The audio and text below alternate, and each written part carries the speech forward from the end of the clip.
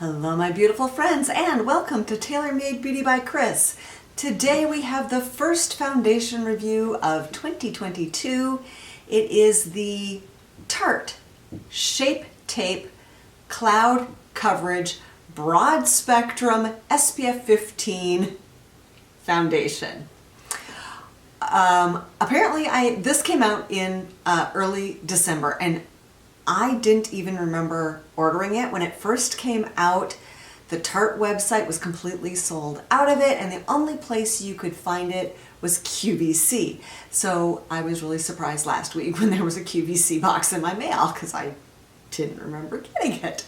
So, but you can now get it at Ulta. As of my shooting this, I've checked Sephora and I don't see it on their website, but it is at Ulta. So, what is it? It's a foundation that comes in 21 shades, and while that may not seem like a lot, looking at it, it looks like a pretty broad range.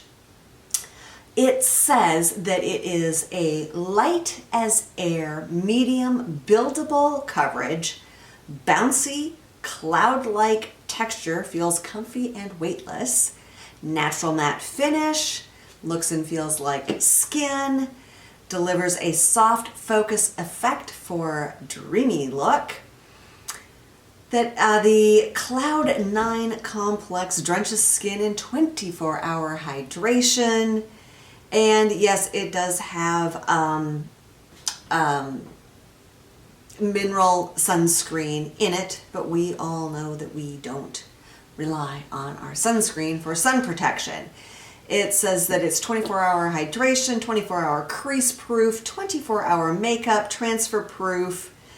It does have some good ingredients in it. It's got snow mushroom, licorice, hyaluronic acid, avocado, aloe, and vitamin E. So it is a, what is this? A 1 ounce 30 ml container, and it is a pump, which is nice. In this video, I do 3 days of testing, including the one sunny moment we had in Seattle, so you can see it in natural light.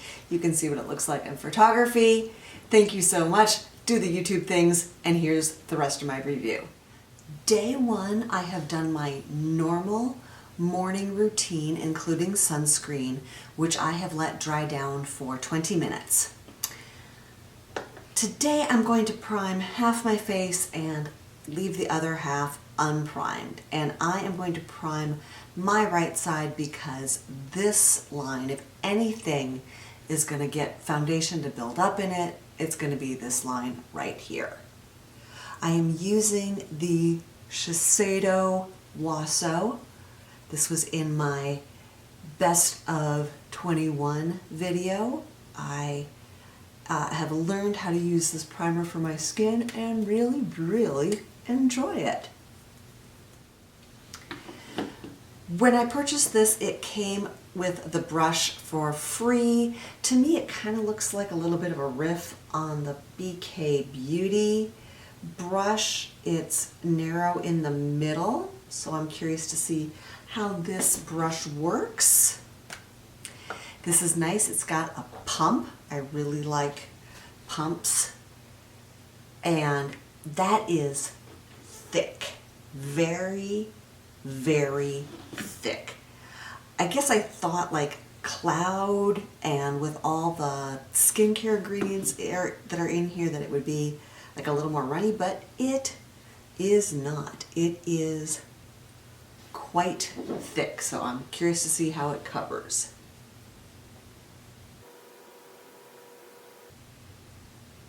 That seems to be going on very nicely. No brush marks that I can see.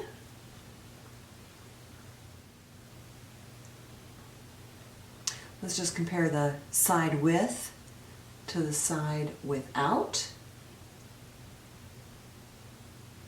It says that it's medium coverage. I'm with one pass at it. I would say that it's approaching medium coverage. I'm going to try another half pump here. Let's do this side.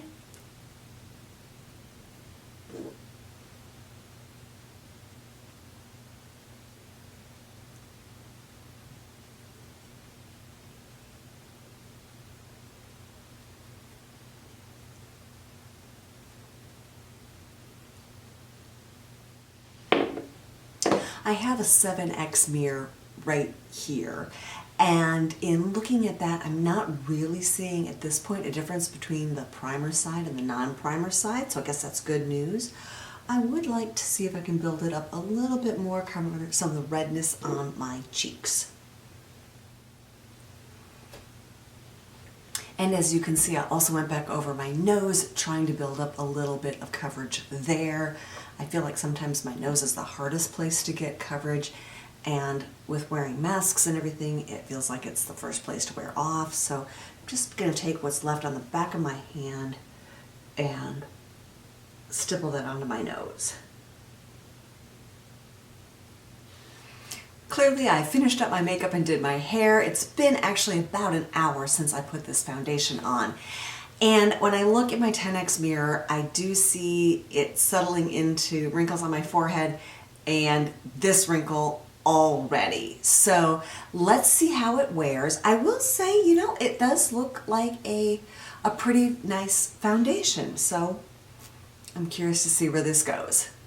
It's been 8 hours since I put the foundation on, and it is settling into my fine lines and wrinkles, and I've noticed that it has broken up a little bit in here. Seems to be doing it a little bit worse on the primed side. So what I'm going to guess is that the Shiseido primer does not work and play well with this foundation. We'll try something different tomorrow. For today, I'm going to be using the Pat McGrath Labs Skin Fetish Primer. This is a primer that I have been using, and in fact, that might have just been the end of it, but I know it works well under a wide range of foundations. I've never had it cause an issue for foundation before. It does have silicone in it.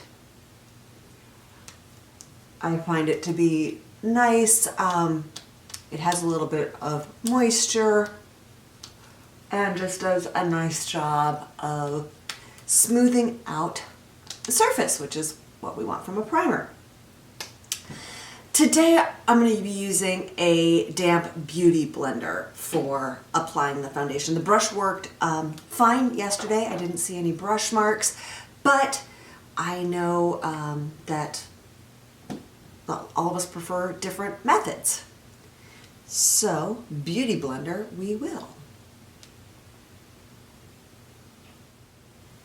Not surprisingly, I've got to pump out some more product. That does seem to be my experience, as I think most of us do, that with a damp beauty blender, it absorbs more product than your fingers or a brush. There's one layer, one application, and I am going to build it up since, not surprisingly, the damp beauty blender seemed to have sheared out the coverage. Once again, it's been about an hour since I put the foundation on, and really this is not a great way to start 2022 foundation reviews. I had a little something here, and in going to get it off, I actually needed a Q-tip to get it off, and it just took the foundation off.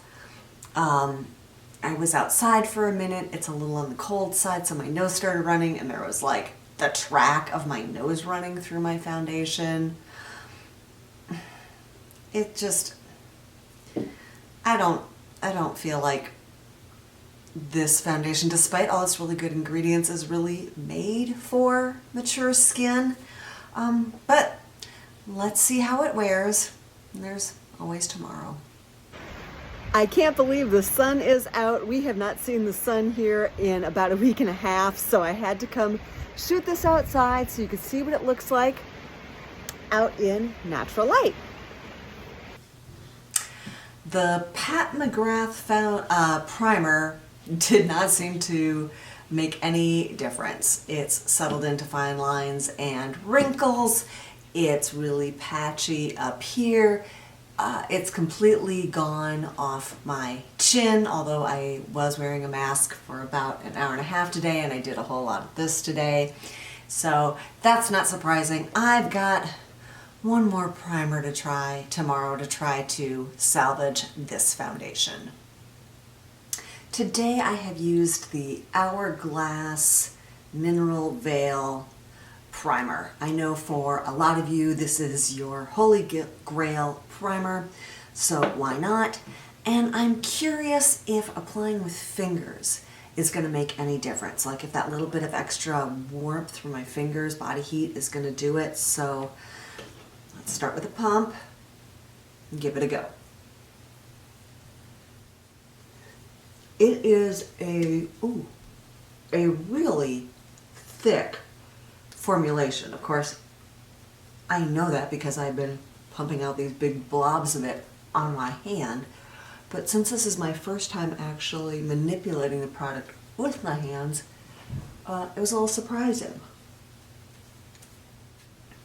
I feel like with this foundation I really need to look at my magnifying mirror to see what is going on.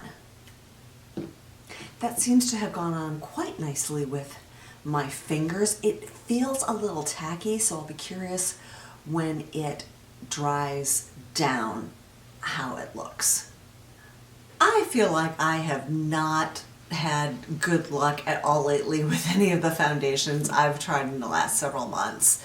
And unfortunately, this Tarte Cloud concealer shape tape, whatever it's called, what an utter disappointment. Let me zoom you in.